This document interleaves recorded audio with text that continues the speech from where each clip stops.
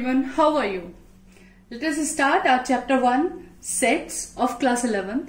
In this video we will talk about the definition of sets, how to represent the sets and many more things related to sets. So let's start. First of all, let us see the definition of sets. It's a well-defined collection of objects. Means collection of objects, but it should be well defined. Let us see what does the word well defined emphasize. What's the meaning of well defined? Means the criteria of collection of objects must be accurate for everyone. Means there should be no confusion. It should be yes or it should be no. Means for suppose you are asked to take the collection of prime numbers, then there is no doubt, no confusion. If any number, your answer is either yes or not. 3 is prime, yes or not. The definition is same for everyone. There is no confusion. 3 is prime, yes, we can take it. 2 is prime, we can take it. If we talk about 4, it's not prime. Everyone will give the same answer. It is not prime. Okay. What about 5? Yes, it is prime. 6, no, we can't take it. It is not prime. Okay.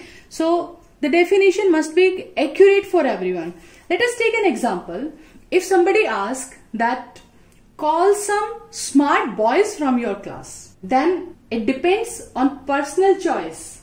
According to me, that boy can be smart, and according to other person, he don't put the boy in the smart category. There is a personal choices. Okay. But if rather smart boy, it would have told call roll number 1 to 10 from the class. Then it's accurate. No confusion. Only 1 to 10 roll number will come up. Or if it asked, make the collection of top 10 batsmen in the cricket. So again, it's a matter of contradiction. It's a matter of argument. According to one community, that batsman is best. According to another community, no, that batsman is not best. Many times he out at the duck. Many times when it is required, he don't create a century. So it can't be best batsman. So it's again a matter of argument. So this is not a well-defined collection. Okay. If well-defined means the answer should be accurate. Means if we ask that collection of those batsmen who have made that much of century, that much of record, then either yes or not. Either the record is made or not made. So that definition is accurate. Or take the collection of batsmen whose name start with S. So it's accurate. So I think the meaning of well-defined might be clear now. After the definition, question arises how to represent set, how we will write them. So as it's a new concept, so let us go through all the things. Sets notation. Sets always denoted by capital letters. Either set A, set B, set P, set Q, and many number sets. You might be familiar from all. Set of all, natural numbers, whole numbers, integers. You can't represent a set like set A and this. Always use capital letter. Okay. Second thing, always we write the collection of objects, all the things, all the numbers within the curly bracket. Curly bracket is specified for sets. For example, let's take the set of vowels. So you know the elements will be A, E, I, O, U. So let's see, always the collection will be represented within the curly bracket. Okay, and all the elements will be separated by comma, and notation will be any capital letter, capital A, capital B, any capital letter. Okay, now next thing is elements. All those numbers, things, objects, whatever are inside the curly bracket, whatever is in the set is said to be belongs to the set. Means if you talk about A is in this set.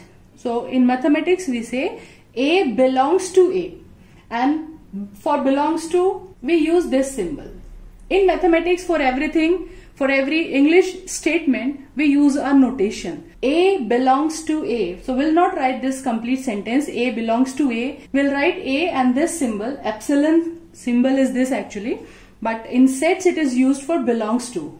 And if you say B, any alphabet B, So B does not belong to A. So we cut the belongs to symbol.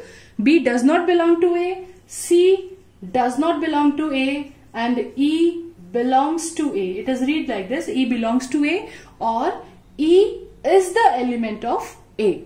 In this way, we represent the elements they belongs to or they don't belongs to. Okay. Another important thing, repetition of elements is not allowed. Means if any set elements are written as 5, 5, 5 and 10 and 15, then it doesn't make sense 5 is written 3 times. It will count it as one element 5, one element 10, one element 15. So repetition is not allowed. Repetition doesn't give any sense. Okay. Now let us see representation of sets. How we can represent the sets? There are actually two methods: roster or tabular form, and second is set builder form. So I have taken these two methods and we will comparative. We will write how we can write the same set in roster form and the same set in set builder form. Simultaneously we will take both the methods. In roster or tabular form, we write all the elements 1, 2, 3, whatever the elements belongs to the set. We write all the elements separated by comma, kept in the curly bracket and denoted by capital letters. Roster or tabular form means that in a table we write all the elements and of course separated by comma. If you are not putting comma here, it will read as 34. So you have to put the comma to separate the elements. Now second thing, set builder form. As it is little bit clear from the name, set builder. How the set was built up. किस rule के according आपने वो set build किया है. You have to write that rule, that definition, how the set is built up. Okay. For suppose the same set I want to write in the set builder form. So how we represent it? First of all, we'll write X such that, this notation is read as such that. Means you will take all the X which satisfy this condition. जो उसको build करने के लिए rule apply हुआ है, that rule we use to write. So how you are taking these elements? You are taking all the natural numbers. Condition less than 7. Okay, these are two conditions. Natural numbers less than 7. So according to this rule, this set is built up. So we write this rule only. We will take X such that वो सारे X ऐसे होने चाहिए. All the X must belongs to natural number, and maybe here you have to write 2 condition, 3 condition, but all the restrictions so that you can get exactly these elements. Okay, so X must be a natural number. जो भी आप element लिखेंगे means we are writing X. We are taking X here in set A. And what are the rules? इसको क्या conditions follow करनी पड़ेंगी? Okay, so X must be a natural number, but there are so many natural numbers. So second condition we have to put X must be less than 7. Then it is restricted up to 6 only. It's an example given in set builder form. Set A, X is such that X is the solution of this equation. So how can we write in the roster form? So what you have to do, you have to find the solution of this equation just by middle term splitting. So on solving this equation, we get the value of X 1 and minus 2. So we will write these elements separately with the comma, and this will be in roster form. In the same way, second part, X is such that the properties of X is given. X is a positive integer and its square should be less than 40. So which numbers we can collect in this category? Positive integers we have to take. So you know square of 1 less than 40. In the same way, square of 2, square of 3, 4, 5, 6. Square of 6 is 36. That is also less than 40. But if we try for 7, its square is 49, which will be bigger than this. Okay. So in the set B, there should be 1, 2, 3, 4, 5, 6. Only these elements. As all the conditions must satisfy, X is a positive integer and X square should be less than 40. So according to both the condition, we get the elements 1, 2, 3, 4, 5, 6.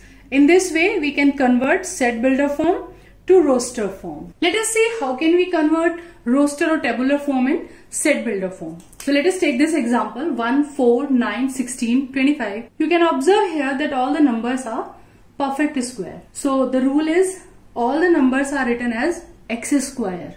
Okay. So you can represent this set like x such that x is equals to n square, means square of any number. And what is the condition for n? N belongs to n, means these are the square of all the natural numbers. Or you can write the same thing as x such that x is the square of natural number. Okay, any of the way you can choose to represent the set P. Now observe the set Q here. In the set Q, you can see it is written 1 upon 2, 2 upon 3, 3 upon 4. In all these numbers, we observe that denominator is 1 more than numerator. It is written like whatever is numerator, denominator is written like numerator plus 1. In this way it is written 2 and 2 plus 1. It is 4 and 4 plus 1. It is 5 and the denominator is 5 plus 1. So we observe the rule. Let us write it mathematically.